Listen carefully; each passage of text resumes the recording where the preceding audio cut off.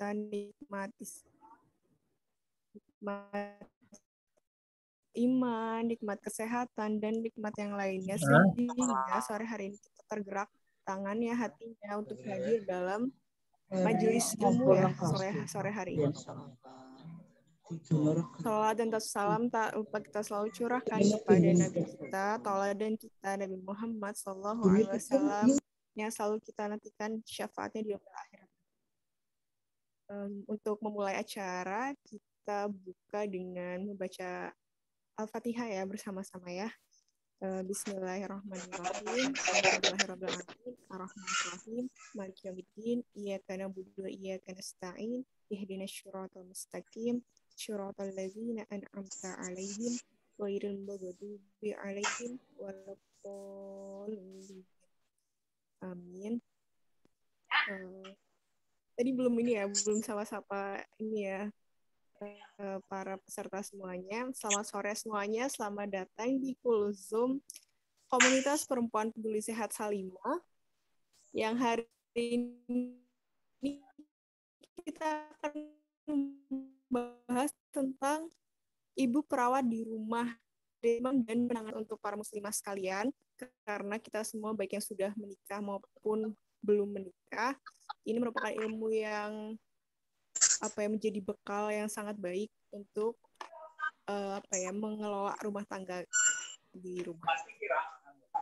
Tadi sudah dibuka, selanjutnya sebenarnya perkenalkan juga nama saya Asti yang akan memandu kegiatan sore hari ini. Saya dari Departemen Diklat PD Salimah Cilacap. Saya mau berjomblo. Jadi sudah dibuka, selanjutnya biar lebih berkah kita dengarkan tilawah dari saudari kita Mbak Reni. Mbak Reni sudah siap, Mbak? Siap, Mbak. Iya, dipersilakan kepada Mbak Reni untuk membacakan Assalamualaikum tilawah Al-Quran. warahmatullahi wabarakatuh.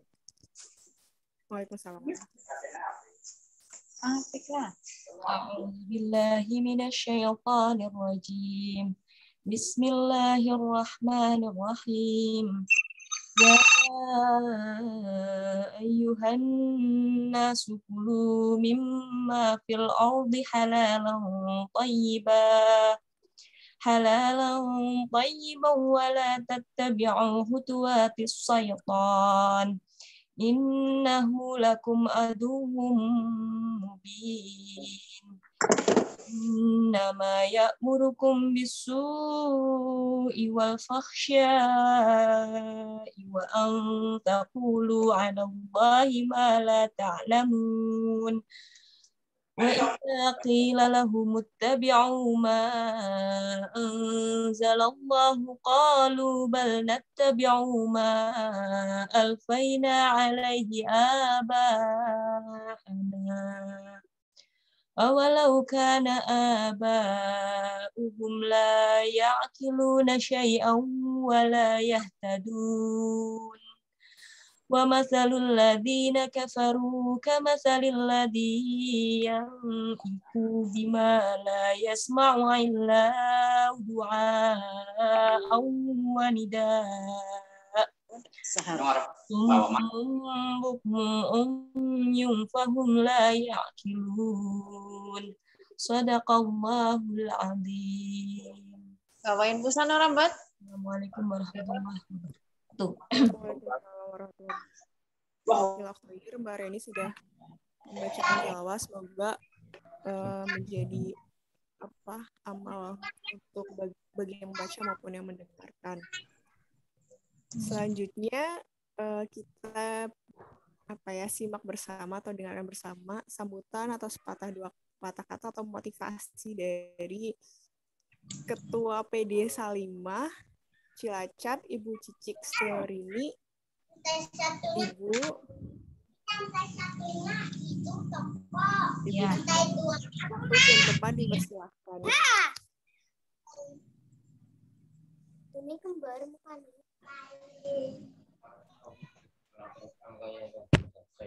Ono ngayen Factory material nggak ya kalau gimana?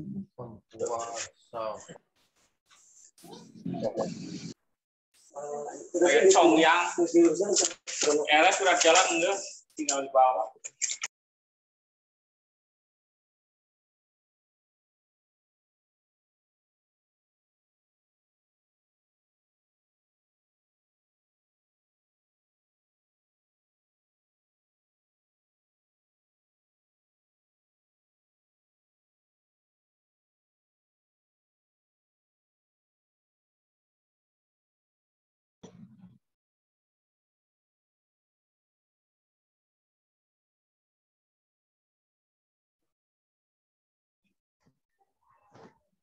Apa tutupi?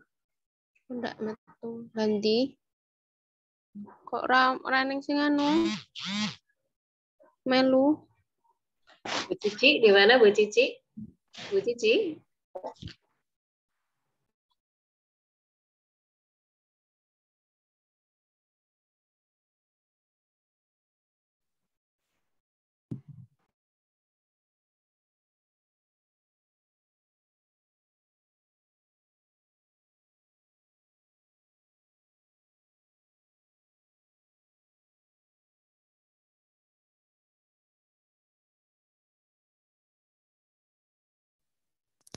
Ya, mohon maaf, ibu-ibu dan Mbak Solihat semuanya. Sedang ada kendala teknis dari Ketua PD Salimah kita. Yang jadi sambutannya akan digantikan oleh Mbak Ira.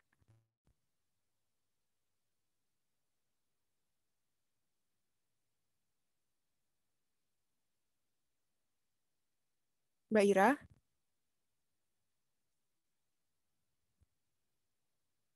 Oke. Sebentar ya, Mbak dan Ibu bisa lihat semuanya. Kita tunggu mungkin sebentar lagi akan bisa bergabung. Ini ya mungkin sambil mengisi waktu bisa diajak lagi teman-temannya sebelum kita masuk ke materi inti sore hari ini yang ilmunya insya Allah sangat bermanfaat untuk kita semua. Bisa diajakin teman-temannya lagi di grup atau di Japri.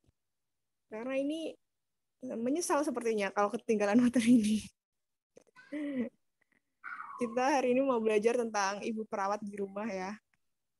Yang ini tuh belum kita dapatkan di sekolah-sekolah dari dulu SMA atau di kuliah ya tentang keperawatan di rumah ya, home treatment dan penanganan kedaruratan.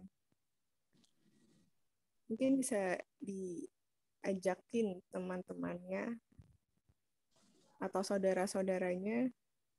Mbak Ira sudah siap?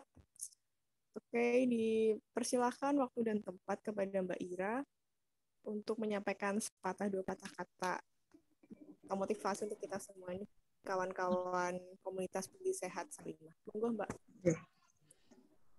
Bismillahirrahmanirrahim. Asyhadu an la ilaha illallah wa asyhadu anna Muhammadar Rasulullah. Allahumma sholli ala Muhammad wa ala ali Muhammad. Rabbi sholli shodri wa yassir li amri wa hlul 'uqdatam min lisani yafqahu qawli.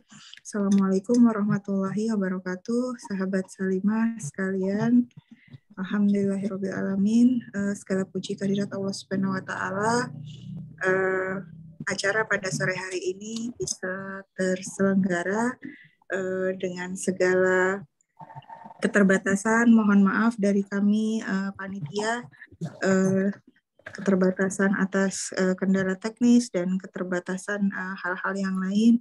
Semoga nanti teman-teman sekalian bisa mendapatkan ilmu dan juga ukhuwah di acara pada sore hari ini.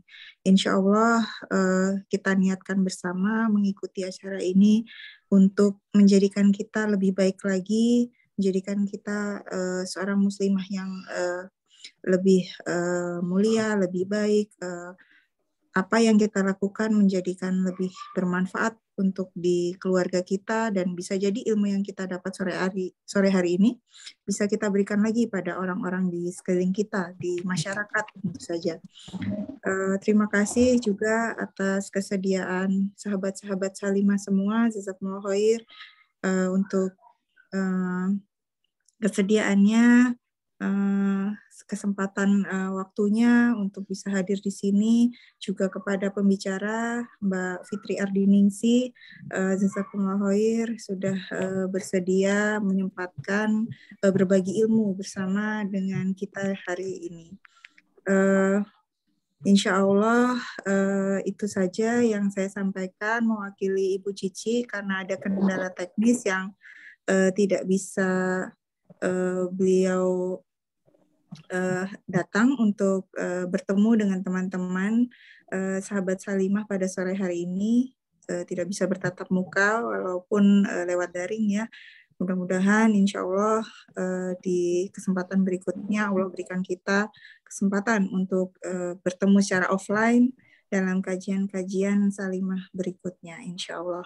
Sekali lagi kami selaku panitia memohon maaf dan berterima kasih kepada seluruh pihak yang sudah mengadakan, teman-teman panitia di balik layar, Masya Allah, yang sudah susah payah menyiapkan, pada pembicara juga Mbak Fitri.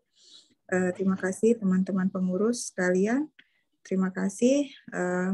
Jazakumullah khair. Wassalamualaikum warahmatullahi wabarakatuh. Waalaikumsalam warahmatullahi wabarakatuh. Terima kasih kepada Mbak Ira yang telah menyampaikan sambutannya. Langsung saja kita ke materi inti ya. Sebelum ke materi, saya perkenalkan dulu nih pembicara kita yang insya Allah ilmunya luas terkait keperawatan. Ada yang bisa membantu saya share screen? Oh iya, sudah. Beliau adalah Ibu Fitri Ardiningsi, Eskep Nurse MPH. Tanggal lahirnya 20 September 1977. Pekerjaannya seorang ASN selain sebagai ibu rumah tangga ya. Putranya ada 4, suaminya 1, Bapak Sulistiono. Alamatnya Jalan Kalisapu, Donan. Mungkin ada ibu-ibu atau mbak-mbak solihat yang dekat dengan rumahnya ini. Bisa buat semakin sharing semakin dalam ya terkait keperawatan mungkin. Organisasinya PD Salimah Kabupaten Cilacap dan Diklat PD PPNI. Moto hidupnya nih, bermanfaat untuk orang lain. Bermanfaat untuk orang lain ya. Masya Allah ya, pembicara yang luar biasa pada sore hari ini akan memberikan ilmu kepada kita semua. Langsung saja kepada Mbak aja ya, Mbak Fitri, Ibu atau Mbak Fitri Ardiningsi untuk membawakan materi terkait ibu perawat di rumah, home treatment dan penanganan kedaruratan. Dipersilahkan. Terima kasih Mbak Asti. Mohon maaf, cek sound, apakah suara saya terdengar jelas? Terdengar Mbak. Bismillahirrahmanirrahim. Assalamualaikum warahmatullahi wabarakatuh. Waladhi arsala rasulahu bil huda wa dinil haq liyudhhirahu ala dini kullih wa kafa billahi shahida. Asyhadu an la ilaha illallah wa asyhadu anna Muhammadan abduhu wa rasuluh la nabiyya ba'dah. Qala lahu ta'ala fil Qur'anil Karim, a'udzu billahi minasyaitonir rajim. Bismillahirrahmanirrahim. Ya ayyuhalladzina amanu udkhulu fis-silmi kafah. Sahabat Salimah dari komunitas perempuan peduli sehat yang dirahmati oleh Allah, bersyukur kepada Allah atas segala karunia-Nya. Shalawat dan salam tercurah kepada baginda Rasulullah Muhammad SAW, keluarga, sahabat, dan juga pengikut-pengikutnya yang senantiasa setia hingga akhir zaman kelak. Semoga kita semuanya termasuk pengikut Rasulullah yang setia hingga akhir hayat kita. Amin ya rabbal alamin. Teman-teman yang dirahmati Allah, alhamdulillah senang sekali sore hari ini kita bisa bertemu walaupun via Zoom meeting ya Mbak Asti ya. Alhamdulillah angka COVID di Kabupaten Cilacap sudah semakin menurun. Kalau di kondisi di RSUD Cilacap sendiri hari ini ada 1 pasien ya, tinggal 1 pasien. Mudah-mudahan betul-betul turun, tidak ada lonjakan lagi.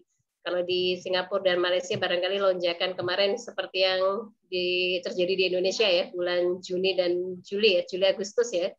Lonjakan cukup tinggi, itu varian Delta. Mudah-mudahan di Indonesia seiring munculnya dengan herd immunity, mudah-mudahan semakin turun dan pandemi COVID mudah-mudahan segera berlalu. Amin ya rabbal alamin.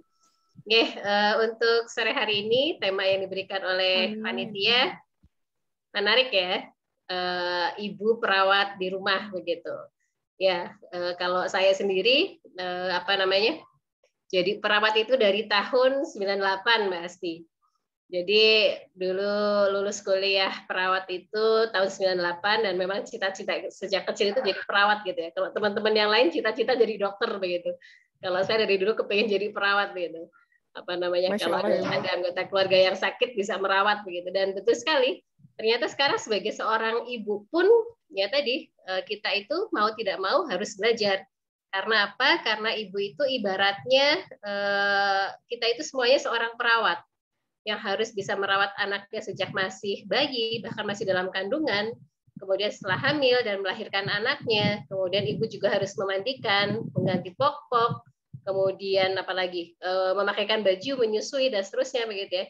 Intinya kita sebetulnya semuanya sudah menjadi seorang perawat. Alhamdulillah sore hari ini sudah hadir di tengah-tengah kita banyak saudara kita ya, walaupun belum maksimal, tapi insya Allah ini adalah yang terbaik begitu ya. Tadi ada, kalau tidak salah, tadi saya ada dari Sragen, ada dari Majenang juga ya, Mbak Ten, teman saya, beberapa teman-teman sudah bisa gabung. Ini terima kasih kepada panitia yang sudah memfasilitasi acara ini. Mudah-mudahan ini bisa memberikan manfaat untuk kita ke depannya. Ya, sebelumnya kita coba cek fokus dulu ya, Mbak Asti ya. Ada di sini ada siapa lagi nih? Ada Mbak Atik, ada Mbak Ten ya. Tadi kayaknya ada yang gabung, ada beberapa teman-teman juga. Ya, cek fokus dulu coba. Ini kalau piramida ini dari atas susunan warnanya akan seperti apa ya? Sudah fokus belum ini? Pilih yang mana ini? Coba peserta yang lain boleh dibuka dulu suaranya, nggak apa-apa. Kalau yang tidak berhalangan syar'i, kamera juga boleh dibuka. Kalau yang tidak berhalangan, monggo. Ya, Pak, nomor 1. Oke, Mbak Cici nomor 1. Mbak Cici, yang lain coba. Ya, Bu, ya. Oh, jawabannya udah ada juga duluan. Nomor chat tadi ya. Nomor 1 ya. Nomor 3. Oh, gitu ya. Ada yang 1, ada yang 3 begitu. Tadi kebuka ya Mbak Asti ya. 4 ya. Mbak Cici, kenapa dari nomor 3 Mbak Cici? Kayaknya belum fokus nih. Iya. Nomor 1. Nomor 4 benar. Iya, nomor 4 ya. Iya, ternyata kalau kita lihat nomor 4 ya. Ya, ada nomor 2 Bu di chat. Ya. Oh, udah banyak di chat ya. Oke, iya, ada piramida merah dulu ya, yang paling kecil itu tadi biru di atas begitu. Ya, kita baru fokus ya. Merah. Nah, kalau ini gambar apa? Kita cek fokus dulu sebelum kita ke kecil di tengah. Ini gambar apa ini? Kupu-kupu. Sayapnya kupu-kupu. Kupu-kupu. Ada lagi yang lain? Ada jawaban yang lain? Sayapnya. Ayam jago. Ayam jago. Yang lain, ada door prize nggak nih panitia? Apa ini ya? Belum ada yang benar nih. Karpet. Kupu-kupu, ayam jago apa ini? Karpet, apa ya? Oke lah kalau begitu. Mbak Dian, burung merak Mbak Dian. Burung merak? Salah ya, Mbak. Ya. Apa? Yang lain? Mbak Dewi apa Mbak Dewi? Mbak Celi apa Mbak Celi? Apa? Ayam. Oke, coba kita lihat ya. Gitu apa ini dia? Gajahnya,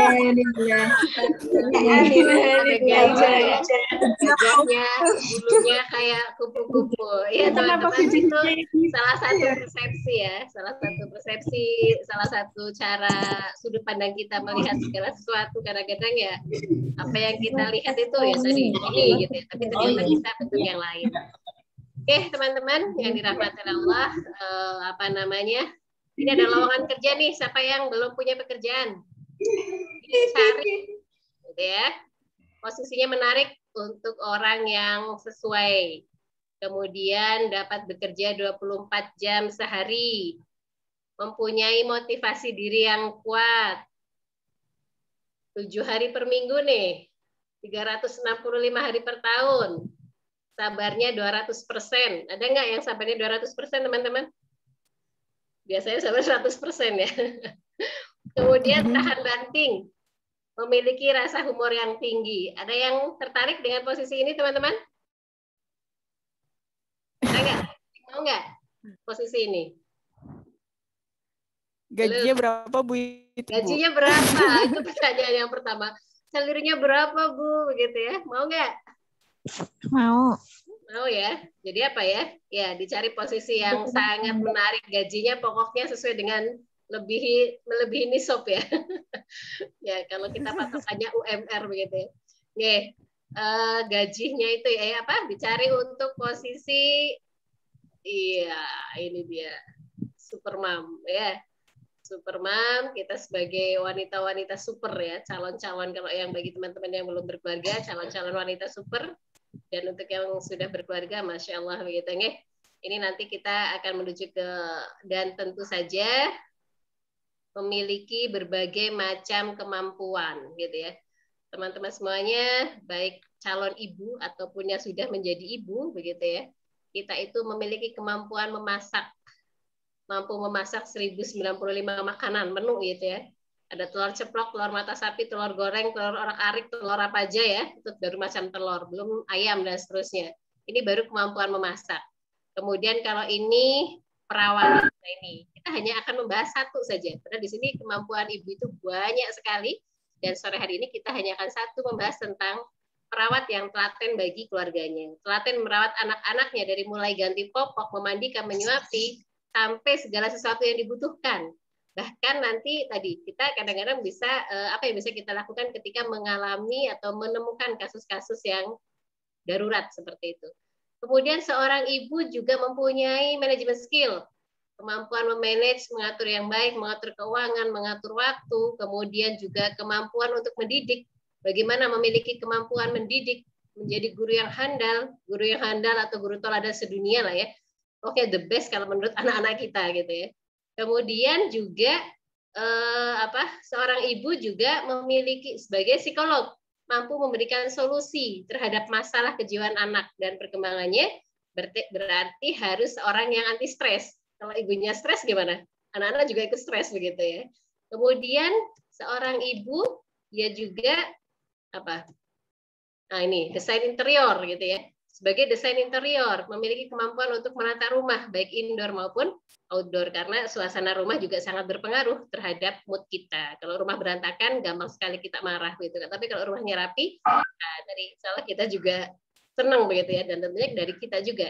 Seorang ibu juga memiliki juru runding yang handal atau negosiator, mampu mengatasi konflik bagi setiap anggota keluarga. Itu baru berbagai macam peran seorang ibu. Nah, posisi ini lebih dari sekedar pekerjaan, tapi ini adalah misi hidup. Ibu adalah madrasah yang jika engkau mempersiapkannya, berarti engkau telah mempersiapkan suatu bangsa yang punya akar-akar yang baik. Ini dulu ketika anak-anak kita ada di kandungan kita ya, ada yang di perut kita, tendangan-tendangannya, begitu ya, dan seterusnya. Dan kita, anak-anak kita adalah semuanya juara. Kita semuanya adalah juara. Untuk kesempatan sore hari ini, sedikit berbagi tentang menjadi ibu sebagai perawat di rumah. Bagaimana home treatment dan penanganan kedaruratan. Kita kenal dengan P3P dan P3K. Ini bukan P3K yang sedang ramai saat ini ya, rekrutmen P3K begitu ya. Kalau ini P3P dan P3K. Apa itu? P3P adalah pertolongan pertama pada penyakit, dan P3K pertolongan pertama pada kecelakaan. Kita akan mencoba membahas kasus-kasus yang sering kita alami sebagai orang tua, gitu ya, sebagai seorang ibu, tapi kadang-kadang kita suka panik begitu. Dan harapannya nanti ketika setelah pembahasan sore hari ini, kita jadi lebih paham apa yang perlu kita lakukan manakala hal itu terjadi pada keluarga kita. Pertolongan pertama pada demam. Nah ini. Jadi kalau demam itu sebetulnya tadi reaksi tubuh yang normal sebetulnya gitu ya. Di mana suhu itu lebih dari normal. Kalau suhu normal itu kan 36, 36,5, 37 gitu ya. Itu yang pakai Celcius. Jadi teman-teman kalau masih punya anak-anak balita, usahakan di rumah punya termometer begitu ya untuk mengukur, atau kalau saat ini ya pakai termogan begitu ya, karena air rasa saat ini sudah tidak dianjurkan lagi gitu ya. Jadi bisa mengukur suhu tubuh manakala putra-putrinya ada yang demam. Apa penyebab demam? Penyebab demam bisa dari infeksi, bakteri atau virus, pengaruh iklim, pengaruh atau obat. Kalau kondisi saat ini ya tadi virus yang sedang masih cukup merebak begitu ya. Alhamdulillah sekarang sudah mulai turun dengan COVID-19 ini. Nah, putra-putrinya yang mulai demam, berhati-hati juga. Apa yang perlu kita lakukan? Ini tanda-tanda demam ya. Kalau tanda-tanda demam itu kadang-kadang anak merasa haus, tidak ada nafsu makan, kemudian rasanya dingin tapi badannya panas gitu. Kemudian mukanya merah, kulit kering, bibir kering. Salah satu tanda dehidrasi bibir kering ya teman-teman. Jadi kalau kok bibirnya kering begitu, hati-hati kekurangan cairan. Kemudian sakit kepala dan pernafasan dan nadi juga cepat begitu. Pertolongannya bagaimana? Kalau penderita dingin diberikan selimut, kalau penderita panas selimutnya diangkat. Jadi kalau panas itu pakainya dianjurkan pakaian yang menyerap keringat ya. Kemudian kompres penderita demam harus banyak minum dan selama demam itu usahakan harus banyak istirahat. Kalau suhu tubuhnya lebih dari 39 diberikan paracetamol, 38 juga sudah mulai diberikan ya. Kemudian bawa segera ke petugas kesehatan kalau panasnya masih tinggi. Dan mohon maaf, kalau demamnya baru hari pertama, jangan diberikan antibiotik ya teman-teman. Nanti bisa resisten. Kadang-kadang kita suka, kalau orang dulu itu nyusul suka salah kaprah ya. Wis diwai amoxicillin begitu ya. Kalau sekarang udah enggak boleh. Kalau sekarang kalau memberikan antibiotik harus dengan resep dokter. Karena memang saat ini banyak sekali orang-orang yang sudah resisten dengan antibiotik. Jadi antibiotik saat ini tidak dijual beli bebas gitu ya, tidak diperjualbelikan dengan bebas. Harus ada resep dokter. Itu demam. Kemudian yang kedua yang sering terjadi itu mah, gitu ya, bukan mah gitu ya, tapi ini mual gitu ya, atau penyakit lambung atau katakanlah kalau sudah jelas dinamakan gastritis gitu ya, ada radang di meningkatnya asam lambung di lambung. Penyebabnya apa? Dari faktor makanan, kemudian dari obat-obatan. Stres juga bisa begitu ya. Jadi bagaimana penanganan tanda dan gejalanya? Tadi nyeri atau perih, tidak enak di ulu hati, kemudian perutnya rasanya kembung, ada mual, ada muntah begitu ya. Jadi ini biasanya kita anak-anak kita atau bahkan kita sering muncul juga manakala kita sedang stres begitu ya.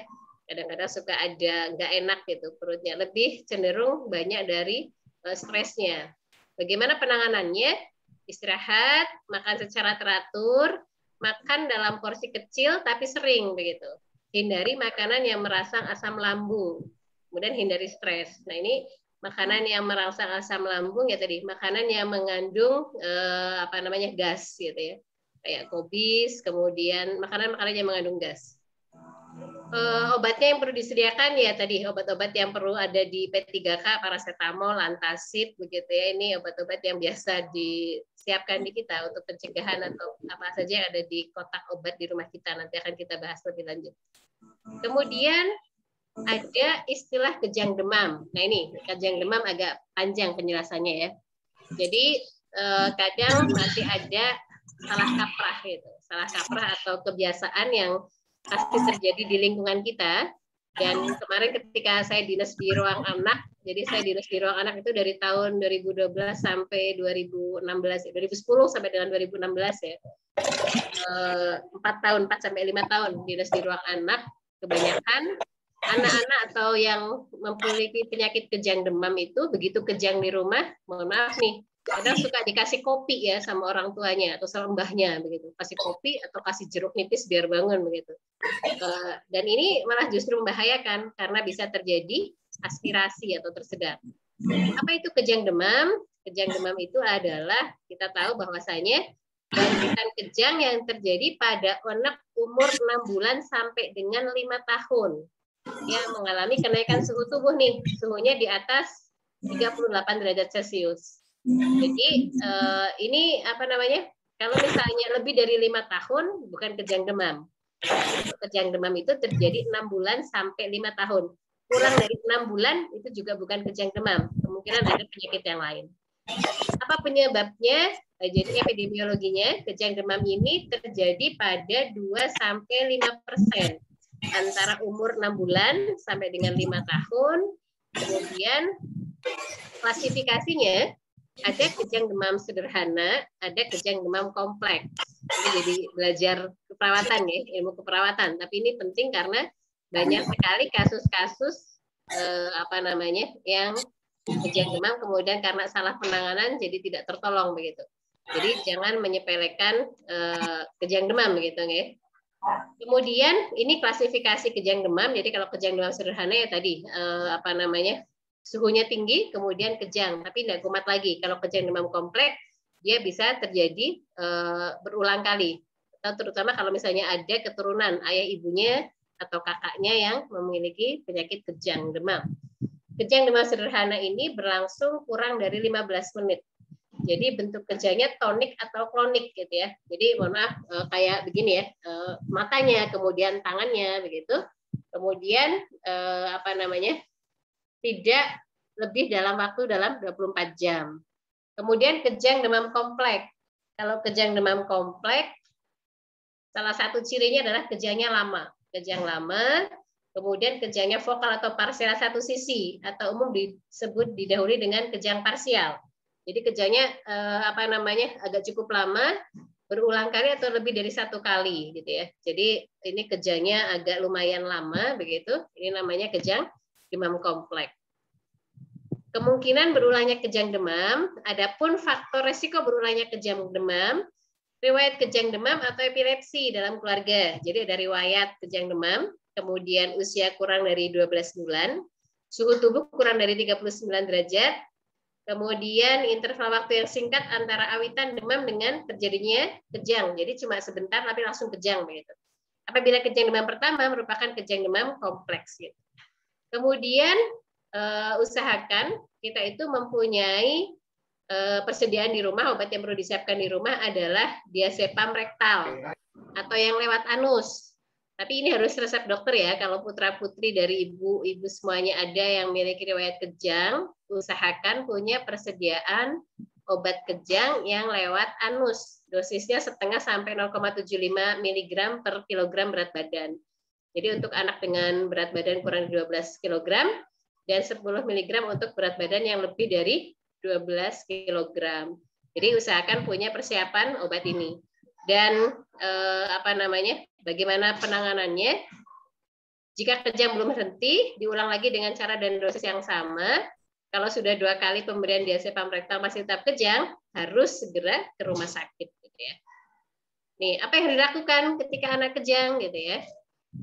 Jadi yang pertama tetap tenang dan jangan panik, gitu ya. Jadi jangan panik dulu, tetap tenang dulu, longgarkan pakaian yang ketat. Kemudian bila anak tidak sadar, posisikan anak miring, gitu ya. Harap kalau muntah jadinya tidak sampai terjadi aspirasi, tidak tersedak begitu. Jadi kalau muntah ya tadi bersihkan muntahan atau lendir yang ada di mulut. Kemudian walaupun terdapat kemungkinan yang sangat kecil, lidah itu bisa tergigit, gitu ya. Kalau kejang kan lidahnya gini ya. Jadi jangan masukkan sesuatu ke dalam mulut. Kalau mau dimasukin, masukin kain saja. Kain tapi sudah diul-ul gitu ya. Dimasukin ke dalam mulut kita atau pakai sendok tapi dialasi kain ya. Kalau sendok saja itu nanti juga bisa menyebabkan luka. Kemudian ukur suhu, observasi dan catat bentuk dan lama kejang. Tetap bersama anak selama dan sudah kejang. Berikan diazepam rektal atau lewat anus bila kejang masih berlangsung lebih dari 5 menit. Jangan berikan bila kejang sudah berhenti. Kalau sudah berhenti jangan diberikan. Kemudian kalau masih kejang, kemudian suhu tubuhnya juga tinggi, segera bawa anak ke rumah sakit atau ke Yankes yang terdekat gitu ya, untuk diberikan penanganan selanjutnya. Itu tadi tentang kejang demam. Kemudian kita lanjut ke P3K. Tadi P3P ya. Ini di sini juga dibahas beberapa P3P juga ada. P3K itu adalah pemberian pertolongan kepada korban kecelakaan dengan cepat, tepat, dan sesegera mungkin.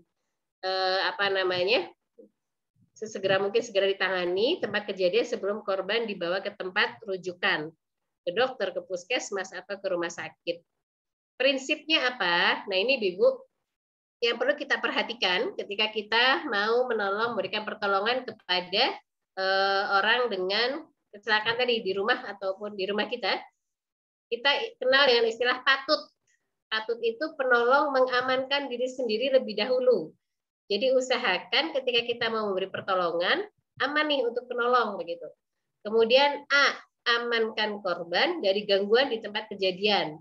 Kalau misalnya pingsannya di tengah jalan ya jangan semuanya merubun di situ gitu, tapi singkirkan dulu nih korbannya gitu ya.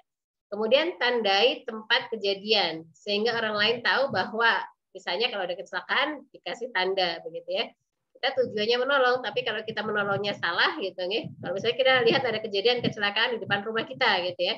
Langsung saja kita lepas helmnya. Nanti dulu pastikan tidak ada terjadi patah leher. Kalau langsung dilepas kemudian lehernya pas lukanya di leher malah jadi trauma leher, fraktur lehernya, patah leher malah jadi mempercepat proses kematiannya. Jadi hati-hati dulu nih. Intinya lihat dulu, tandai dulu, jangan langsung berikan pertolongan, tapi cek terlebih dahulu lingkungan sekitarnya. Kemudian usahakan menghubungi ambulan, dokter atau rumah sakit atau yang berwajib gitu ya. Kemudian tindakan pertolongan terhadap korban dilakukan dengan urutan. Ini prinsip pelaku P3K. Alat-alatnya, ini alat-alat yang perlu ada di rumah juga ya teman-teman. Jadi usahakan kita punya ya yang sederhana dah. Spalek begitu ya, atau kalau neck collar mah kalau yang ada apa namanya bisa iya bisa tidak begitu ya. Mungkin kasa begitu ya, kasa, perban, plester, gunting plester, tensokraf, termometer, obat-obatan kayak betadine, trifanol, alkohol, kemudian minyak kayu putih, ada APD juga. APD itu alat pelindung diri, handscoon, masker dan seterusnya. Misalkan kalau kita beri pertolongan ya tadi pakai handscoon karena tapi kalau misalnya cepetan ya tadi sekali lagi aman untuk penolong begitu ya. Karena kita tidak tahu yang kita tolong itu infeksinya menular atau tidak. Kalau di keluarga kita tahu ya, tapi kalau orang lain ya ini perlu kita hati-hati. Obat-obatan yang tersedia tadi ada karbon aktif, kemudian obat-obatan anti diare, antihistamin untuk anti alergi, contohnya paracetamol, dexamethasone, kemudian CTM atau histamin atau cetirizine dan yang lain. Kemudian obat pengurang rasa sakit, boleh paracetamol, asam mefenamat itu terjual bebas juga. Bedak, kemudian salep hidrokortison gitu itu untuk antihistamin juga, obat-obatan pribadi dan salep antibiotik kayak gentamisin, eritromisin itu perlu ada di rumah. Kalau di saya ditambahin nih obat itu ya minyak herbal gitu. Atau minyak butbut kalau dulu itu ya. Itu alhamdulillah gitu ya, beberapa kali memakai itu alhamdulillah anak-anak juga luka bakar dan yang lain cepat sembuhnya. Jatuh juga pakai itu bagus juga. Kemudian isi kotak P3K tadi silakan bisa disiapkan di rumah masing-masing, ada gunting, plester dan seterusnya, itu usahakan yang mudah posisinya. Kemudian kasus-kasus di lapangan, ini contohnya pingsan atau sinkop gitu ya. Apa itu pingsan? Hilangnya kesadaran sementara, kemudian karena mungkin lapar, terlalu banyak mengeluarkan keringat sehingga dehidrasi gitu ya. Sehingga hipoglikemi itu kurang gula, anemia juga bisa, itu penyebab pingsan gitu ya. Jadi kita tahu nih pingsan itu apa yang perlu kita lakukan begitu nggih. Gejalanya ada perasaan kadang limbung atau matanya berkunang-kunang, gelap dulu gitu ya. Kadang telinganya kayak wing gitu ya. Kemudian nafasnya tidak teratur, mukanya pucat, biji matanya melebar begitu ya. Kemudian lemes, keringat dingin, menguap berlebih. Kalau menguap berlebih itu bisa terjadi gangguan kurang glukosa di dalam otaknya. Kemudian denyut nadinya juga lambat. Ini gejala yang mau pingsan kayak les gitu ya. Kalau dulu waktu saya masih SMA itu, SMP SMA sering pingsan kalau kena panas begitu ya. Karena dulu badannya kecil, sekarang udah gede banget begitu ya. Kalau penanganannya, baringkan korban dalam posisi telentang. Jadi kalau pingsan tadi, baringkan korban, usahakan tempatnya datar, tinggikan tungkai melebihi tinggi jantung. Jadi kakinya diangkat gitu ya, biar peredaran darahnya lancar. Longgarkan pakaian yang mengikat, kemudian beri udara segar, periksa kemungkinan cedera yang lain. Kemudian selimuti korban, korbannya diistirahatkan. Kalau tidak sadar ya segera cek dulu, kemudian posisi stabil, rujuk ke pelayanan kesehatan yang terdekat. Itu pingsan atau bahasa medisnya sinkop begitu nggih. Kemudian ada dehidrasi nih. Dehidrasi itu suatu keadaan di mana tubuh mengalami kekurangan cairan. Gejalanya apa?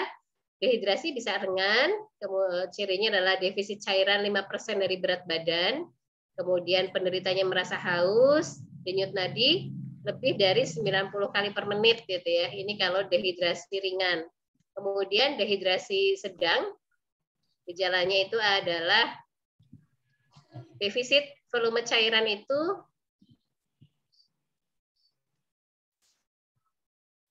ya, dehidrasi sedang itu defisit volume cairan 5-10% dari berat badan kehilangannya. Kemudian nadinya lebih dari 90 kali per menit, nadi lemah, kemudian sangat haus. Dehidrasi berat ini defisit cairan lebih dari 10%, hipotensi, tensinya turun, matanya cekung, nadi sangat lemah, kadang bisa kejang. Jadi teman-teman, jangan menyepelekan diare tadi ya. Apalagi kalau kepada anak-anak, kemudian kepada anak yang gendut begitu ya.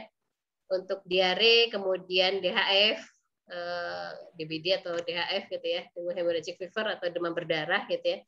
Ini bisa terjadi dehidrasi. Jadi kalau panas kok sudah lebih dari 3 hari, apalagi anaknya tadi sudah tidak mau minum, kemudian makannya susah, kencingnya sedikit, ini hati-hati sekali gitu ya. Jadi tanda-tanda dehidrasi. Kalau teman-teman mengecek turgor kulit gitu ya, turgor kulit itu dicubit begini, kembalinya cepat atau lambat. Kalau kembalinya lambat berarti dia sudah mengalami dehidrasi sedang gitu ya. Bahkan bisa sampai terjadi dehidrasi berat. Kalau anak-anak itu bisa matanya cekung, matanya cekung celong begitu ya.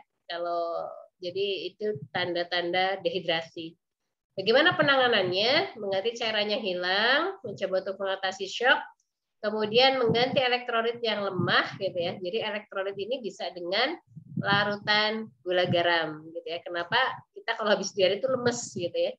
Lemes, rasanya enggak enak begitu ya. Itu karena kita kehilangan elektrolit. Elektrolit itu ada natrium, kalium gitu ya. Jadi kalau dianjurkan juga kalau tidak ada elektrolit ya tadi larutan gula garam atau air degan gitu ya. Air kelapa muda. Kalau di infusan itu ya tadi ada cairan infus itu ringer asering atau ringer laktat begitu, itu ada komposisi elektrolitnya. Kemudian mengenal dan mengatasi komplikasi yang ada, memberantas penyebabnya dan rutin minum, jangan tunggu haus. Pokoknya minum, apalagi kalau bayi ya, kalau bayi hati-hati sekali, apalagi kalau sampai terjadi dehidrasi berat. Jadi jangan sekali lagi, kalau orang Jawa mengatakan kalau bayi yang diare itu apa Mbak Asni?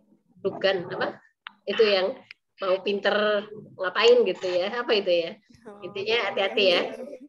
Ya, nggak tahu ya. Kemudian ada asma, ini yang saluran pernafasan ya. Asma itu penyempitan atau gangguan saluran pernafasan. Jadi gejalanya sukar bicara tanpa berhenti. Kemudian untuk tadi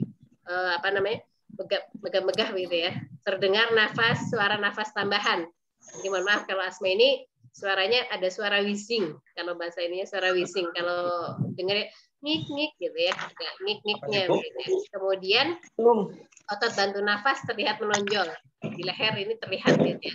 Irama nafas juga tidak teratur gitu ya. Kalau kita capek kan gitu, tapi ini bukan asma ya. Kalau kita capek megah-megah gitu ya. Tapi kalau asma biasanya tadi ada suara tambahan tadi. Kemudian irama nafas juga tidak teratur, terjadinya perubahan warna kulit.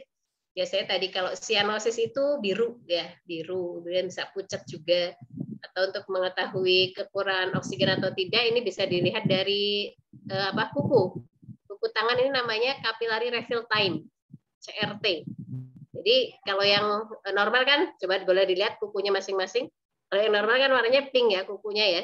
Tapi kalau yang pucat kekurangan oksigen gitu ya, kalau orang-orang yang sesek begitu, penyakit jantung, penyakit asma, penyakit paru begitu, atau anemia juga bisa. Ini suplai oksigen ke seluruh darah itu berkurang, jadi warnanya capillary refill time-nya pelan kembalinya. Kita pencet begini, kukunya dipencet, kalau kembalinya cepat kurang dari 3 detik normal. Kalau lebih berarti ada sesuatu masalah gitu ya. Penanganannya bagaimana? Tenangkan korban, kemudian bawa ke tempat yang luas dan sejuk, posisikan setengah duduk ya. Kalau untuk teman-teman yang terganggu pernafasannya, posisi yang paling nyaman adalah setengah duduk. Atur nafas dan beri oksigen. Jadi kalau ada putra-putri dari ibu-ibu yang punya penyakit asma, usahakan kita standby oksigennya. Kemudian kalau yang kena COVID juga ya, kalau yang sampai ada gangguan pernafasan, makanya kenapa dianjurkan untuk posisi proning, latihan pernafasan, karena memang sesek dan agak lama juga pemulihannya begitu nggih. Kemudian pusing, nah ini pusing, vertigo, nyeri kepala begitu ya. Kalau ibu kalau tanggal tua ya pusing ya Mbak Asti ya. Kalau pusingnya beda gitu ya. Tapi memang kalau ibu-ibu itu sering pusing gitu karena memang kita gangguan hormonal gitu. Kita mau haid, setelah haid itu juga kadang kita pusing ya. Tapi kalau di sini sakit kepala yang disebabkan oleh kelelahan, kemudian lapar juga pusing, gangguan kesehatan gitu ya. Gejalanya tadi kepala terasa nyeri atau berdenyut, kehilangan keseimbangan tubuh, lemas gitu ya. Istirahatkan korban, beri minuman hangat, beri obat kalau perlu, tangani sesuatu penyebab. Jadi kalau pusing itu ada migrain, ada vertigo, itu beda-beda. Kalau migrain itu apa namanya nyerinya di lokasi tertentu, kalau vertigo itu sampai muter gitu ya. Jadi nyerinya itu berbeda. Itu pusing, kemudian mimisan. Nah ini kalau putra putri kita, anak saya kebetulan waktu kecil mimisan ya. Saya kalau waktu kecil itu kalau capek, kalau kepanasan saya mimisan. Dan anak kedua dan keempat saya yang ikut begitu. Jadi anak kedua dan keempat saya putranya 4 ya. Anak 1 dan 3 enggak, 2 dan 4 kalau capek ini mimisan. Sudah kita periksakan ke THT, dokter THT alhamdulillah normal enggak apa-apa gitu ya. Jadi kalau mimisan itu pecahnya pembuluh darah di dalam lubang hidung karena suhu ekstrim, terlalu panas atau terlalu dingin atau karena kelelahan gitu ya. Tadi gejalanya dari lubang hidung keluar darah dan terasa nyeri. Kadang sampai sulit nafas dengan hidung karena lubang tersumbat oleh darah. Kadang suka ada stolselnya juga gitu. Stolsel itu gumpalan gitu ya. Kadang juga ada pusingnya. Tapi kadang juga enggak apa-apa gitu. Nah ini penanganannya, jangan panik dulu ya teman-teman. Kalau putra-putrinya ada yang mimisan. Tapi kalau yang tidak biasa mimisan, kok mimisan, hati-hati, tetap waspada gitu. Kalau anak-anak saya kebetulan yang kedua dan 4 biasa mimisan gitu. Tapi ya tadi kita khawatir juga gitu. Apalagi kalau capek bermain jam 1 malam, Umi keluar darah nih gitu ya. Segera kita ambil tadi posisikan anak, tenangkan korban, kemudian nanti anak suruh menunduk gitu ya. Kemudian ditekan cupik hidungnya begini, diminta nafasnya lewat mulut. Kemudian kita bikin pakai kalau ada kasa pakai kasa, kalau tidak ada pakai tisu. Kita bikin dipilih gumpalin gitu ya, dipilir-pilir begitu, masukin ke lubang hidung, kita tekan gitu ya, ditekan pendarahannya. Setiap 5 menit, kadang kalau masih ngocor darahnya karena pecah pembuluh darah ya kadang suka keluar banyak juga gitu ya. Itu tapi yang penting jangan panik dulu. Kalau kita panik ya nanti anak-anak jadi ikut takut gitu ya. Nah ini kram, anak-anak kita juga kadang suka kram ya, kita juga mungkin suka kram juga gitu ya. Ini karena kita ada otot yang mengejang atau kontraksi berlebihan, nyeri pada otot. Kadang sampai bengkak malah ya, terutama di betis kalau kita capek. Istirahatkan, posisi nyaman, relaksasi, dan pijat perlawanan arah dengan kontraksi. Jadi jangan yang searah, tapi berlawanan arah. Tapi nikmat banget juga gitu ya. Ada timbunan asam laktat kalau kita kram itu. Kemudian memar. Nah ini, memar. Kadang-kadang kita juga suka ada memar ya. Pendarahan yang terjadi di lapisan bawah kulit akibat dari benturan keras, warnanya kebiruan gitu toh. Nyeri kalau ditekan, kadang juga ada bengkaknya. Ini dikasihnya kompres dingin ya, bukan kompres hangat ya. Kalau kompres hangat nanti malah jadi vasodilatasi nih. Jadi pakai kompres dingin, balut tekan, tinggikan bagian yang luka begitu. Kadang ibu-ibu ada juga yang kalau mau head suka badannya memar-memar begitu ya, kayak dipukulin begitu. Insya Allah nggak apa-apa itu ya. Kemudian kesleo. Ini juga sering terjadi ya. Kesleo itu pergeseran yang terjadi pada persendian. Biasanya tadi kram dulu gitu ya. Gejalanya tadi ada bengkak, nyeri kalau ditekan, kebiruan pada darah luka, sendi terkunci, ada perubahan bentuk pada sendi, ini hati-hati juga gitu ya. Kalau kok sampai misalnya putra-putrinya jatuh kemudian bengkak, kemudian kalau diraba tangan atau apa kok bengkak ya, didiamkan 1-2 hari kok terasa bengkak, kemudian kayak ada pergeseran, segera periksa ke Yankes ya teman-teman, ke rumah sakit atau ke tempat fasilitas terdekat kesehatan. Kalau di rongsen kemungkinan tadi ada fraktur atau patah atau bahkan fisur itu retak saja gitu. Tapi kita jadi tahu. Kalau ini kesleo saja.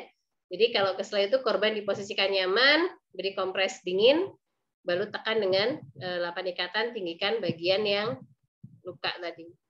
Ini kalau ada pendarahan, keluarnya darah dari saluran darah kapan saja dan waktu kapan saja. Ini pendarahan caranya tadi ditekan pakai kasa atau pakai tisu boleh gitu ya. Kemudian kompresnya kompres dingin. Kemudian nanti kalau ada obat-obatannya kasih vitamin K gitu ya. Ini kalau untuk yang pendarahan. Kemudian apalagi nih, luka bakar gitu ya. Ini yang saya sampaikan yang sering terjadi aja ya, yang sering terjadi di rumah begitu. Luka bakar tadi, kalau luka bakar akibat sentuhan tubuh dengan benda yang menghasilkan panas tadi, intinya tadi lakukan dengan pendinginan ya. Jadi kalau dulu itu disiram dengan kasih Pepsodent ya, biar nggak kasih Pepsodent atau merek, sebut merek ya, pasta gigi begitu ya. Padahal yang benar ini tadi rendam dalam air atau air mengalir, meskipun agak nantinya bengkak atau melepuh nggak apa-apa, itu yang benar itu gitu. Kalau misalnya kalau kita kena minyak, cipratan minyak atau kena setrika gitu ya, putra putri kita itu kasih di air mengalir begitu. Bahkan pernah dulu ketika anak saya masih kecil begitu ya, air panas baru dimasukin ke ember, abinya anak nggak tahu gitu ya, kakinya anak dimasukin begitu, teriaknya ya langsung. Kemudian kita siram pakai minyak but-but gitu ya, kalau dulu minyak herbal sinergi begitu ya. Alhamdulillah sembuh begitu, tidak membekas juga. Jadi kalau kita itu wajib ada di rumah gitu ya. Kalau ini cegah infeksi ya. Kalau untuk luka bakar, lukanya ditutup dengan perban, kemudian penderita dikerudungi kain putih. Ini sih biar ini aja, biar nggak infeksi ya. Tapi kalau luka bakarnya agak cukup luas itu, ini sebaiknya membutuhkan cairan, butuh cairan ya, biar tidak dehidrasi. Kemudian hipotermi. Hipotermi ini suhu tubuh menurun karena lingkungan yang dingin. Kadang kita suka gigil gitu ya. Gigil, perasaannya melayang, nafasnya cepat, nadinya lambat, pandangannya terganggu. Kemudian reaksi manik mata terhadap rangsangan cahaya lambat gitu. Penanganannya bagaimana ya? Tadi kalau dingin ya bawa ke tempat hangat, kemudian jaga jalan nafas tetap lancar, beri minuman hangat dan selimut, jaga agar tetap sadar, dan setelah keluar dari ruangan diminta untuk banyak melakukan gerak. Ini keracunan yang terakhir. Keracunan makanan dan minuman. Ini sering juga terjadi pada anak-anak kita mungkin ya. Mual muntah, keringat dingin, wajahnya pucat gitu ya. Segera bawa ke tempat teduh dan segar, korban diminta muntah atau beri minum ya, karena suka diberi susu atau air degan, itu tidak apa-apa untuk merangsang muntahnya juga. Prinsip ya tadi dikeluarkan. Tapi kalau misalnya keracunannya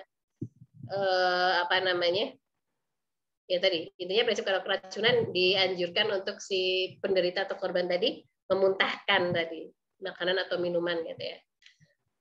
Teman-teman yang dirahmati Allah, itu tadi tentang bagaimana peran kita sebagai seorang ibu begitu ya. Peran kita sebagai seorang ibu, dan tentu saja banyak sekali peran-peran kita yang sore hari ini dibahas itu baru sedikit begitu ya. Baru sedikit tentang peran ibu sebagai seorang perawat gitu ya. Dan kita tahu semua bahwasanya kita adalah pencetak generasi sejak dini. Tidak bisa digantikan oleh siapapun, bahkan oleh sekolah terbaik dan termahal sekalipun. Jadi kita semuanya mudah-mudahan dalam proses pendidikan anak, dalam proses penjagaan anak gitu ya. Ini peran ibu itu mampu memberikan kontribusi besar bagi pendidikan anak sejak dini. Sebagai pendidik pertama dan utama bagi anak, dan peran ibu itu sebagai pencetak generasi sejak dini. Tidak bisa digantikan oleh siapapun.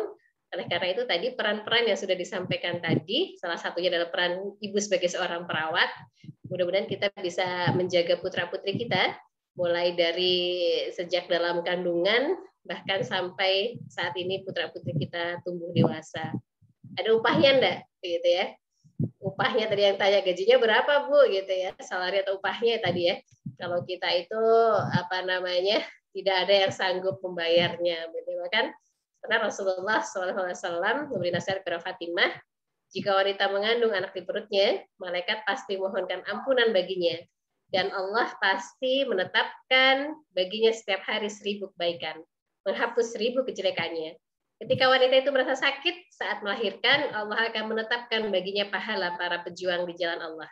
Jika ia melahirkan bayi, keluarlah dosa-dosanya seperti ketika ia dilahirkan ibunya, dan tidak akan dikeluarkan dari dunia dengan suatu dosa apapun di kuburnya. Ia akan ditempatkan di taman-taman surga. Allah memberikan pahala 1000 ibadah haji dan umrah, dan 1000 malaikat memohonkan ampun baginya hingga hari kiamat. Masya Allah. Ada cuti nggak teman-teman? Kita sebagai seorang ibu ada cutinya nggak? Enggak ya, gitu ya. Kita ya tadi apalagi untuk ibu-ibu yang wanita karir, wanita pekerja begitu ya. Kemudian yang di rumah juga sama gitu ya. Semuanya kita 24 jam waktu kita buat keluarga yang kita cintai gitu ya. Insya Allah itu yang bisa disampaikan. Alhamdulillah putra-putri kami ada 4 ya. Kalau anak 1 dan 2 dulu produksi ASI masih bagus gitu ya. Kita masih usia dulu masih muda juga gitu ya. Putra ketiga dan keempat kebetulan ya Allah pekerjaan ternyata repot waktu itu begitu ya. Jadi produksi ASI juga tidak bagus, tidak full sampai 2 tahun sih sebetulnya. Tapi tadi minum ada tambahan susu ASI begitu. Jadi anak 3 dan 4 agak sedikit daya tahan tubuhnya kurang bagus. Alhamdulillah tapi sekarang sudah besar-besar. Mudah-mudahan sehat, selalu sehat. Insya Allah itu yang bisa dibagikan pada kesempatan sore hari ini tentang ibu perawat di rumah, home treatment dan penanganan kedaruratan. Mudah-mudahan membawa manfaat untuk kita semuanya yang sedikit ini. Afan minkum, wabillahi taufiq wal hidayah. Assalamualaikum warahmatullahi wabarakatuh. Waalaikumsalam warahmatullahi wabarakatuh. Jazakallah khair materinya Mbak Ibu Fitri. Langsung aja teman-teman jadi manggil ibu-ibu dan mbak-mbak solihat semuanya yang ingin bertanya nih mumpung ada ahlinya di sini. Jangan dipendam rasa penasarannya, diungkapkan saja, bisa ditanyakan lewat chat atau langsung open mic juga boleh. Udah ada nih pertanyaan 1, Bu, langsung dijawab aja ya Bu ya. Nanti yang lain nyusul gitu ya. Dari Ibu Cicik. Bu Fitri, benar apa tidak ya untuk penanganan mimisan? Anak saya suruh duduk atau setengah duduk, lubang hidung yang berdarah karena mimisan saya kasih daun sirih. Ya nih Bu, saya juga dulu sering mimisan dikasih daun sirih. Dengan daun sirih jika basah karena darah diganti lagi. Nah, daun sirih itu benar apa enggak ya Bu? Gitu. Langsung aja ya Mbak Asti ya. Ya, kalau untuk mimisan yang pakai daun sirih, betul memang ya, boleh juga. Intinya prinsipnya lakukan penekanan tadi. Posisinya duduk, menunduk, kemudian kita kasih, kalau pakai kasa, pakai tisu, atau pakai daun sirih boleh, karena daun sirih itu kalau berdasarkan penelitian itu ada kandungan antibiotiknya juga. Gitu. Jadi tidak apa-apa, daun sirih itu insya Allah aman begitu. Itu ada beberapa obat tradisional atau obat herbal. Kan ada barangkali teman-teman yang herbalis begitu ya, ada juga yang tidak suka dengan obat-obatan, yang masih memanfaatkan tanaman di sekitar kita begitu ya. Misalnya itu banyak manfaatnya gitu ya. Apalagi nih komunitas perempuan sehat begitu nih, gunakan obat-obatan, kita kembali ke tanah, kembali ke lingkungan kita begitu. Mohon maaf sebentar ada tamu.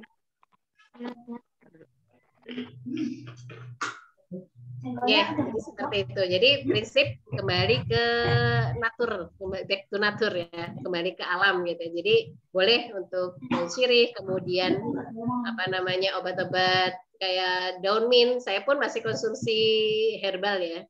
Saya juga masih pakai Dr. Saidul Akbar ya. Kalau pagi itu tetap pakai obat-obatan. Ya, Mbak Asti, mohon maaf sebentar, saya izin sebentar ada tamu.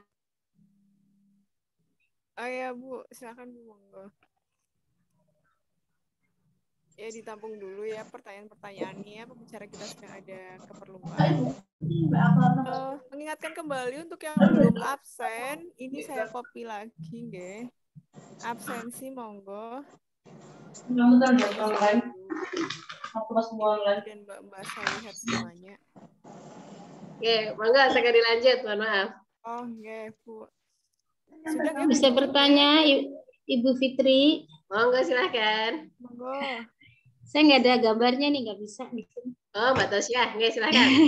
Sehat, Mbak Tosya? Alhamdulillah khair. Alhamdulillah. Bismillahirrahmanirrahim. Langsung aja, Bu, terkait tadi kejang ya. Jadi ini ada nih istri temen, dia baru menikah dan lagi hamil 2 bulan. Tiba-tiba kejang tapi nggak panas gitu.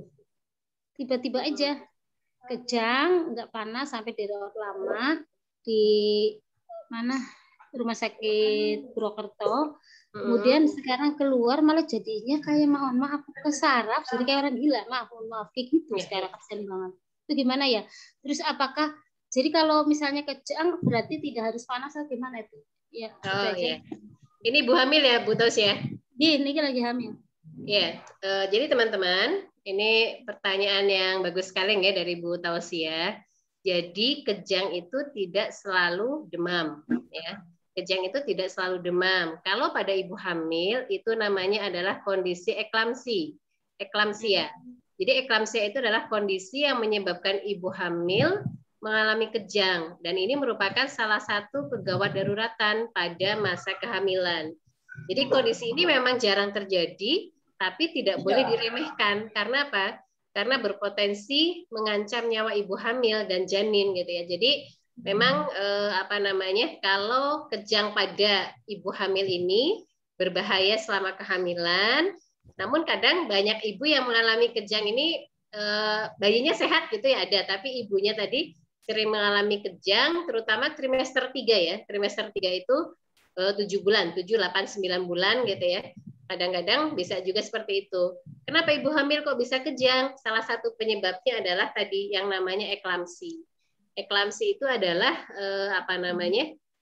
komplikasi parah dari preeklamsi. Sebelumnya preeklamsi dulu nih. Ini kondisi yang jarang tapi dampaknya itu serius, di mana tekanan darah tingginya itu yang bisa menyebabkan kejang. Memang tidak demam gitu ya, tapi tensinya tinggi, jadi bisa kejang. Dan ini ini banyak kasus terjadi nih gitu ya. Kejang pada ibu hamil ini, otaknya itu, mohon maaf ya, tadi periode aktivitas otak yang terganggu dan dapat menyebabkan episode penurunan kewaspadaan dan kejang-kejang. Bisa terjadi guncangan hebat gitu ya. Jadi ini kasus ini jarang. Kalau misalnya kita boleh ambil dari 200 ibu hamil, satu kejadian gitu ya. 1 dibanding 200 wanita dengan ibu hamil tadi. Dan ibu hamil ini tidak boleh harusnya langsung ke dokter gitu ya. Memang efek sampingnya salah satunya tadi kerusakan pada ada gangguan di persarafan tadi seperti itu. Jadi kalau ini eklamsi ini banyak juga yang ibu-ibunya tidak tertolong gitu. Jadi memang perlu hati-hati. Kenapa ibu hamil itu harus dilakukan pemeriksaan secara rutin trimester 1, trimester 2, kalau udah trimester 3 nih hamil 7, 8, 9 bulan, usahakan rutin kontrol, nanti akan dicek darahnya, kemudian dicek urinnya, dicek kreatininnya begitu ya. Jadi nanti ketahuan. Harusnya sudah tahu nih dari kehamilan trimester 3 kandungan protein di dalam urinnya biasanya positif, Bu Tausia. Jadi memang efeknya ya tadi ada yang pasca melahirkannya bayinya sehat tapi ibunya ada gangguan saraf tadi seperti itu. Dan itu solusinya atau penanganannya perlu kontrol rutin, Bu Tausia. Nanti insya Allah ada beberapa ibu-ibu yang mengalami kasus seperti itu sembuh ada gitu ya. Oh gitu ya. Seperti itu. Wallahualam. Iya. Jadi kejang tidak harus disertai dengan demam, apalagi kalau pada ibu hamil itu enggak. Monggo, Mbak Asli. Oke, Bu. Dilanjut ya Bu, ini ada pertanyaan di chat dari Mbak Dian Rosiana. Kalau duduk lama di lantai terus semutan, bagaimana solusinya? Apakah sama dengan kram? Juga kalau habis bangun tidur juga tiba-tiba betis kram itu sama atau tidak Bu penanganannya dengan enggak, itu kan enggak, ini kan penanganan sehari-hari. Ya sama benar saya nanya tadi. Kalau kesemutan gitu ya. Kalau kesemutan ini sering terjadi ya. Sering terjadi penyebab kesemutan juga beragam gitu ya. Bisa terlihat dari ringan atau dapat hilang sendiri. Kadang kita begitu ya, itu karena ini kesemutan atau dalam kalau bahasa medisnya itu namanya parestesia. Kesemutan itu ada juga ya. Orang yang suka kentut juga ada namanya flatulen begitu. Tapi kalau kesemutan itu namanya parestesia. Ini biasanya ditandai dengan rasa kebas ya. Rasa kebas atau mati rasa. Kemudian seperti tertusuk jarum gitu ya Mbak ya. Apalagi kalau kita habis duduk gitu ya. Habis duduk lama kayak kesemutan begitu, kayak tertusuk jarum nggak nyaman gitu ya. Ini bisa terjadi di bagian tubuh manapun, tapi paling sering terjadi di tangan dan kaki begitu ya. Dan terkadang kesemutan juga buat bagian tubuh yang berdampak itu jadi lemah gitu, jadi kaku. kadang terjadi di kaki, kesemutan itu bisa membuat penderita itu sulit berjalan. Apa penyebabnya? Penyebabnya itu ya tadi ada beberapa penyebab kesemutan kalau sementara itu ya karena tertekan di bagian tubuh tertentu, ada tekanan di bagian tubuh tertentu dalam waktu yang lama, jadi aliran darah gitu ya, aliran darah ke saraf itu menjadi terhambat gitu, sehingga terjadi kesemutan. Gitu. Ada beberapa kondisi yang sering terjadi kalau misalnya kita duduk sila begitu ya. Kalau kita duduk sila dalam waktu yang lama kan ada tekanan nih, kita bangun kesemutan. Kemudian penggunaan sepatu yang kecil juga bisa. Posisi salah tidur juga bisa gitu ya. Cedera saraf juga bisa kesemutan juga. Jadi ini kadang bersifat sementara saja. Ini karena peredaran darah tadi, aliran darahnya kurang. Jadi bukan karena kram dengan kesemutan beda gitu. Kalau kesemutan tadi intinya ada. Kalau kram itu kan timbunan asam laktat, tapi kalau kesemutan tadi aliran darahnya itu tidak lancar gitu. Dan penyebab kesemutan yang lain juga, tapi nggak boleh disepelekan juga ya. Kalau kesemutan yang berkepanjangan ini bisa ada masalah kesehatan yang sedang dialami. Kalau kesemutannya sementara nggak apa-apa. Tadi kan posisi duduk lama begitu ya. Tapi kalau berkepanjangan ini bisa jadi masalah kesehatan gitu ya. Contohnya kasus-kasus yang kesemutannya panjang pada kasus penderita DM atau diabetes mellitus gitu ya.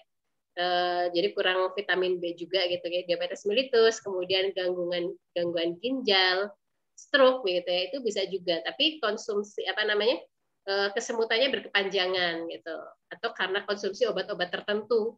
Ada jenis obat-obat tertentu yang bisa memicu kesemutan yang berpanjangan. Contohnya pasien-pasien yang dengan kemoterapi, kemudian dapat antibiotik yang cukup lama, kemudian obat imunoterapi gitu ya, minuman beralkohol juga bisa.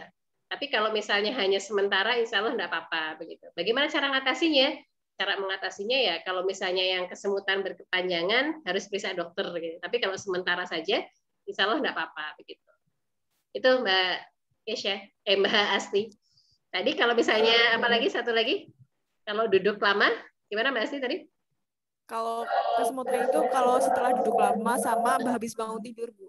Ya, memang itu karena posisi sementara, insya Allah enggak apa-apa. Karena tertekan, aliran darahnya jadi nggak lancar. Solusinya tadi, perbaiki gaya hidup, rajin olahraga gitu ya.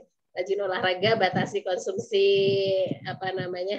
mengkonsumsi makanan yang bernutrisi. Prinsip ya gaya hidup sehat lagi gitu. Seperti itu, Mbak. Wallahu a'lam bishawab. Bagaimana Mbak Dian Rosiana, atau ada feedback atau sudah cukup? Sudah cukup ya kayaknya ya. Sudah cukup jelas. Selanjutnya dari Ibu Christine. Mohon izin bertanya, bagaimana pertolongan pertama untuk orang tua yang mempunyai darah tinggi lalu terkena serangan stroke di rumah? Pertolongan pertamanya Mbak, gimana itu?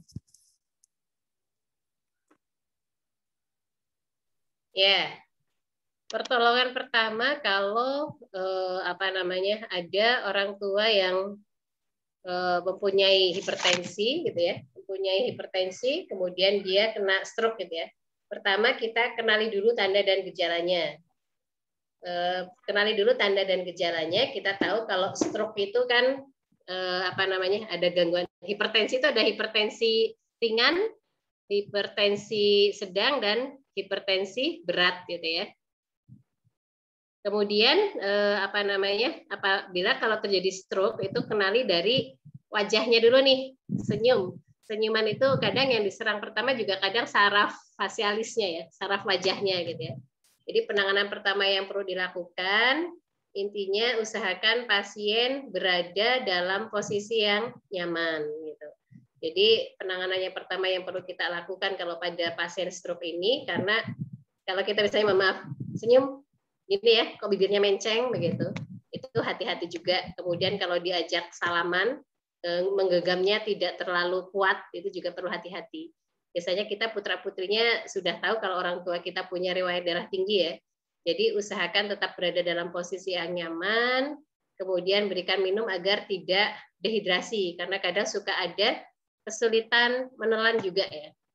Ada kesulitan menelan karena saraf vagus, saraf yang ke-10 ini kena gitu.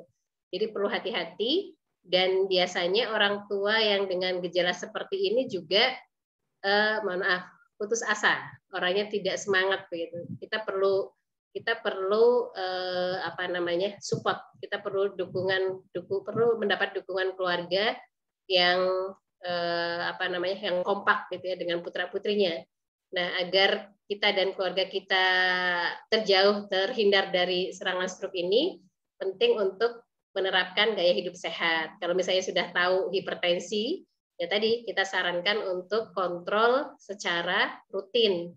Kemudian lakukan gaya hidup sehat dalam kehidupan kita sehari-hari, dan stroke itu bisa dicegah sebetulnya dengan cara yang sederhana. Kurangi kebiasaan yang buruk ya. Contohnya mohon maaf yang masih merokok, kemudian kalau konsumsi beralkohol insya Allah enggak ya. Aktivitas sehat seperti ya tadi rutin untuk berolahraga, kemudian mohon maaf jaga berat badan tetap proporsional gitu, dan raih kualitas hidup yang lebih baik. Prinsip seperti itu Mbak Christine.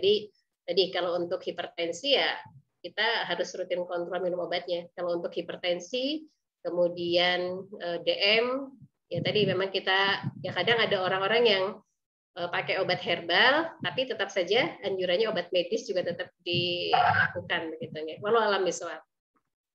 Ya seperti itu Mbak Asri. Ibu, Bu Christine ada feedback atau sudah cukup tadi jawabannya sudah cukup jelas nggih? Ini sudah cukup Mas Ti, matur nuwun Mbak Fitri. Amin. Ini masih ada 2 pertanyaan. Yang pertama dari Bu Kustia. Mohon izin bertanya, saya baru melahirkan, usia anak jalan 3 bulan, perempuan, tapi berat badan anak di bulan pertama dan 2 stagnan. Lahir 4,1, sekarang 5,2. Apakah masih dianggap baik-baik saja? Maaf, sebentar. Anak sampai dengan sekarang aktif saja dan tidak ada masalah. Ini berarti terkait berat badan ya, Bu? Itu berat badannya stagnan, usianya 3 bulan.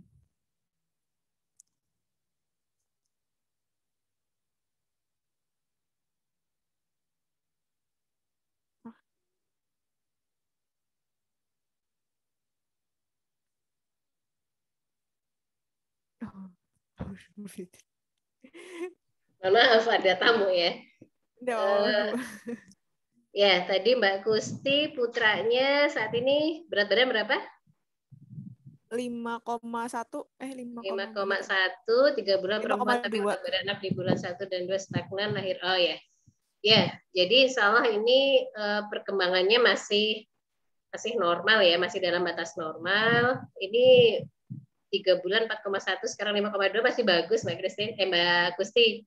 Insya Allah masih bagus begitu ya. Yang penting kondisi bayi ini ibu yang paham ya. Ibu yang paham bagaimana kebiasaan harian, misalnya tadi nenennya, mimi asinya, kemudian tangisannya, kalau bayi kan nangis, mimi asi begitu ya. Kemudian dari BAK-nya, BAB-nya, itu kalau selama kondisi itu normal. Dan misalnya kalau usia 3 bulan ya tadi kita lihat pertumbuhan dan perkembangan anak gitu ya. Jadi kalau anak balita itu dilihat dari tukemnya. Tukem itu apa? Tumbuh kembang anak begitu. Insya Allah ini masih dalam kategori normal ya. Jadi kalau usia anak sampai sekarang aktif dan tidak ada masalah, aman gitu ya. Aman insya Allah begitu. Cuma kadang-kadang kita khawatir gitu, mungkin kemarin, loh ini kok 4,1 sekarang 3 bulan kok 5,2, itu udah normal gitu ya, apalagi mungkin kemarin lahir kondisi juga besar juga ya Mbak Gusti ya, jadi insya Allah nggak apa-apa, sehat selama bisa minum asinya lancar 3 bulan gitu ya, misalkan asi eksklusif ya sampai 6 bulan, kemudian kalau sudah baru ditambahin empasi gitu. Insya Allah seperti itu. Insya Allah aman Mbak Gustia, nggak apa-apa. Anaknya juga aktif ya.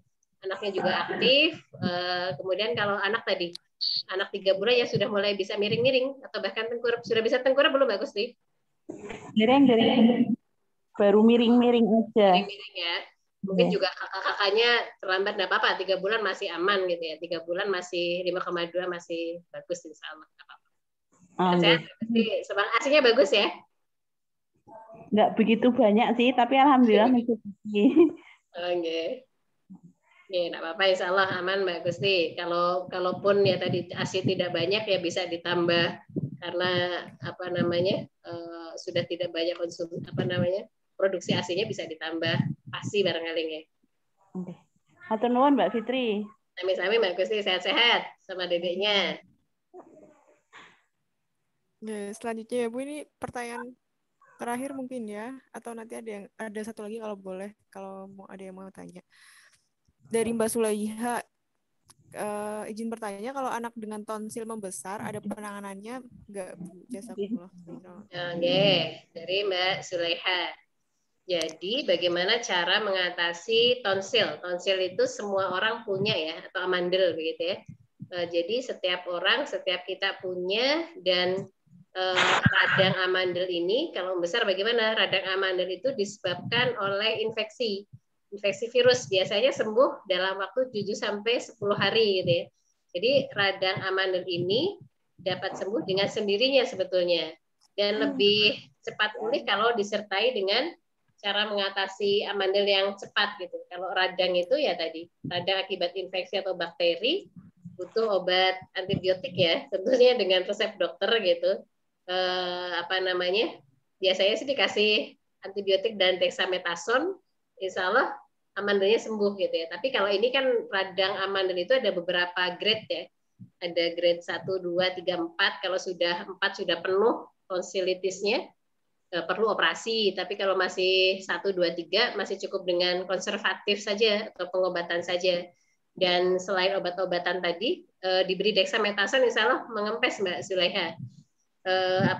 Selain obat medis tadi, bisa dengan tadi istirahat secara maksimal, karena ini kalau radang ya pokoknya obat penyakit yang disebabkan oleh radang, prinsip istirahat gitu. Istirahat maksimal, konsumsi makanannya itu sementara yang lembut dulu ya. Kemudian usahakan kalau minum air hangat gitu, minum air putih hangat, karena kembali tadi perbanyak minum air putih begitu ya. Air hangat, kemudian berkumur, kalau bisa nggak apa-apa berkumur dengan larutan garam boleh gitu ya, atau dengan sebut merek misalnya Listerine begitu ya untuk kumur-kumur gitu, atau apa monggo silahkan gitu ya. Dan konsumsi buah-buahan gitu, kemudian kalau pakai yang terapi Dr. Syahrul Akbar ya tadi pakai jahe gitu ya, jahe dan kunyit ya, seperti itu. Tapi ya tadi kembali lagi, kita pun teman-teman perawat medis gitu banyak juga yang konsumsi dengan back to nature tadi. Ini ada Mbak Ewi ya, Mbak Ewi ini cocok sekali kalau kembali ke alam gitu, seperti itu. Walau alam ya. Tapi prinsip kalau amandel besar ya tadi boleh diberi dexamethasone obatnya, kemudian istirahat yang cukup. Tapi kalau sudah sampai grade 4 ya harus berobat ke dokter spesialis THT, seperti itu. Walau alam ya. Sehat-sehat mudah-mudahan Mbak Sulaiha. Mbak Sulaiha, bagaimana sudah jawabannya sudah ini ya, sudah terjawab dengan jelas. Ibu-ibu dan Mbak Solihat semuanya ada pertanyaan lagi yang mau ditanyakan ke Mbak Fitri atau sudah cukup ini? Sudah cukup ya? Atau saya yang bertanya? Bu, ini nanti materinya boleh di-share di grup biar mungkin. Oh, boleh. Nanti Bu Fitri share materinya ya. Iya. Nanti Bu Fitri share materinya. Oke. Mau share di sini atau share nanti di grup? Di-share di sini juga atau ya, Bu? Ini pesertanya semua anggota. Share di chat aja, Mbak. Oh ya, sebentar. Saya udah share ke Mbak Dewi tadi. Sebentar, saya share dulu. Ini tadi tak buka posisinya. Monggo bisa dilanjut yang lain dulu. Ya, monggo ibu-ibu atau mbak yang mau bertanya. Ini mumpung loh ada Mbak Fitri di sini yang tahu keilmuannya tentang keperawatan. Kalau maaf ya nanya ya, sambil nunggu. Kalau anak demam itu kan kadang kan kakinya dingin gitu ya, kepalanya panas tuh. Nah, pertolongan pertamanya apa benar nggak ya? Kalau saya kan terus tak kompres. air dingin atau air es untuk kepalanya, terus kakinya itu dikasih hangat-hangat kayak gitu, minyak apa-apa. Kompresnya itu benar itu apa enggak, Mbak? Untuk syarat kompres kepala. Ya, kalau kompresnya prinsipnya apa namanya? Kalau saat ini, kalau panas kompresnya ya dengan air hangat ya. Jangan kalau dulu itu kan dengan es ya. Kalau dulu dengan es, kalau sekarang itu kompresnya itu dengan air hangat, tidak boleh dengan air dingin karena nanti langsung kaget gitu ya. Jadi kalau tubuhnya panas, kompresnya dengan air hangat dan bertahap, tidak langsung di dahinya ya, tidak langsung di dahinya, tapi apa namanya, ke daerah-daerah yang ada pembuluh darah. Di aksila, aksila itu ketiak ya, ketiak, kemudian leher begitu, dan dianjurkan untuk menggunakan pakaian yang meresap keringat begitu. Itu seperti itu, Mbak. Jadi tidak dengan, kalau dulu kan dengan air es atau dengan alkohol begitu ya. Jadi apa namanya, tidak dengan sekarang itu, teori sekarang itu tidak menggunakan air dingin atau air es ataupun alkohol, tapi apa namanya, kompresnya dengan air yang ruam-ruam kuku begitu, biar nggak kaget. Itu seperti itu. Itu Mbak Cici.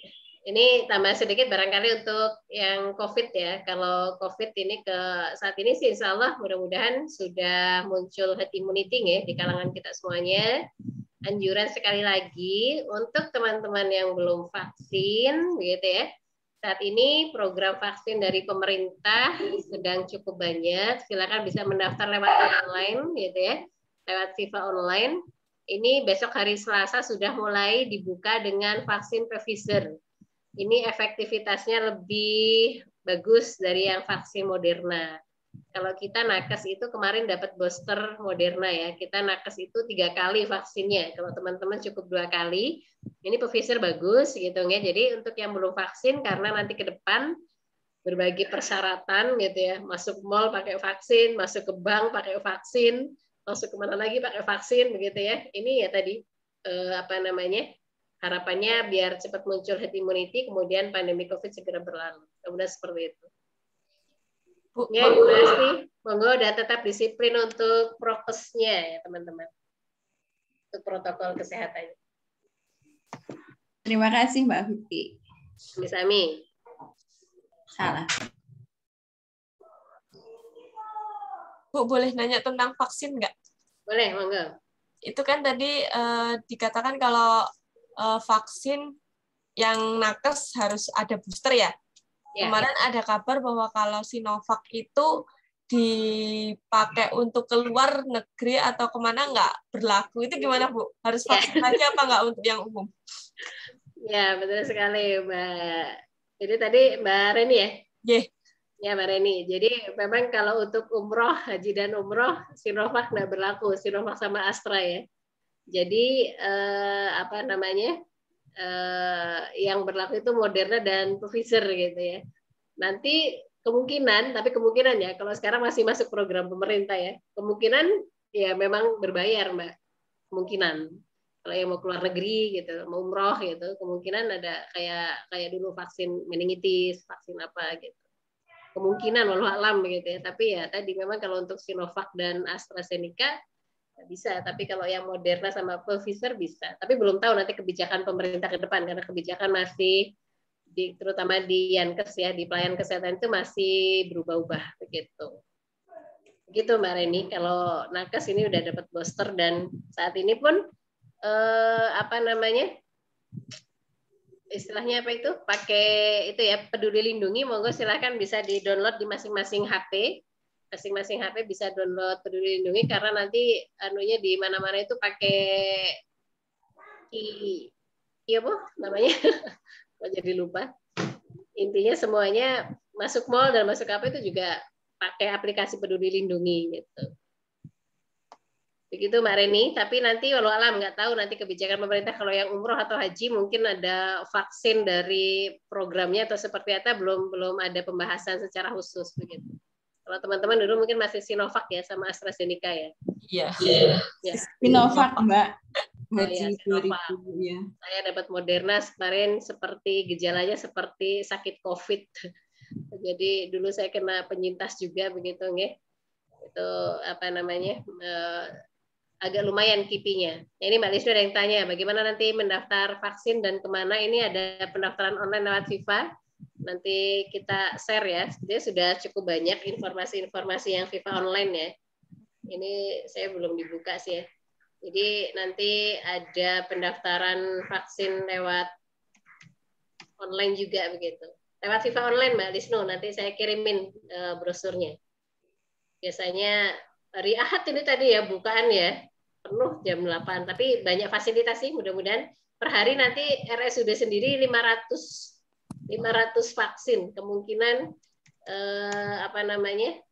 untuk rumah sakit lain banyak juga. Silakan ikuti IG-nya rumah sakit swasta, rumah sakit RSUD itu info-info di situ banyak Mbak Lisnu. Nanti saya share linknya ya. Ini belum tak download. Ya. Cekap mungkin Mbak Asti. Cekap ya, sebentar ini saya lagi proses apa? Kirim ya? Filenya bisa dikirim. Soalnya harus diupload dulu ke Instagram. Ke Instagram Iya ke betul, Drive. makanya lebih lama. Oke, monggo yang lain dulu. Ada yang mau ditanyakan? Ini saya sambil downloadin yang vaksin, informasi vaksin FIFA online ya. Kalau selain lewat FIFA itu nggak bisa ya Bu? Sekarang susah Mbak. Lewat mana sekarang gitu? itu semuanya itu lewat online ya. Lewat online dan ya tadi kecuali kalau misalnya Bu Fitri misalnya ada apa itu namanya yang menggagalkan gitu, tapi harus limit waktunya gitu. Biasanya ada kesempatan untuk itu gitu. Misalnya di RSUD Cilacap jadwal hari Selasa, tapi ada yang pending gitu. Saya bisa panggil orang gitu, tapi agak susah juga. Ini yang online Mbak Lisnu, nanti ada caranya ya. Jadi vaksin Pfizer khusus dosis 1 untuk umum, pendaftaran dibuka hari Ahad ini ya, jam 8 sampai dengan kuota terpenuhi dana ini. Rumah sakit yang tersedia pada aplikasi, ini beberapa teman sudah daftar lewat FIFA online. fifa.cilacapkabupaten.go.id. Nanti silakan dibuka, barangkali masih ada kuota. Karena per hari RSUD Cilacap sendiri 500 gitu ya. Jadi berapa ratus ribu vaksin ini harus selesai gitu. Oke, Bu sudah saya ini share filenya di chat. Monggo yang mau mendownload di copy dulu aja linknya sebelum Zoom-nya ditutup. Ibu-ibu dan Mbak lihat semuanya sudah cukup ya pertanyaannya ya. Sudah menunjukkan pukul 17.16 juga karena maghribnya sekarang. Gasik.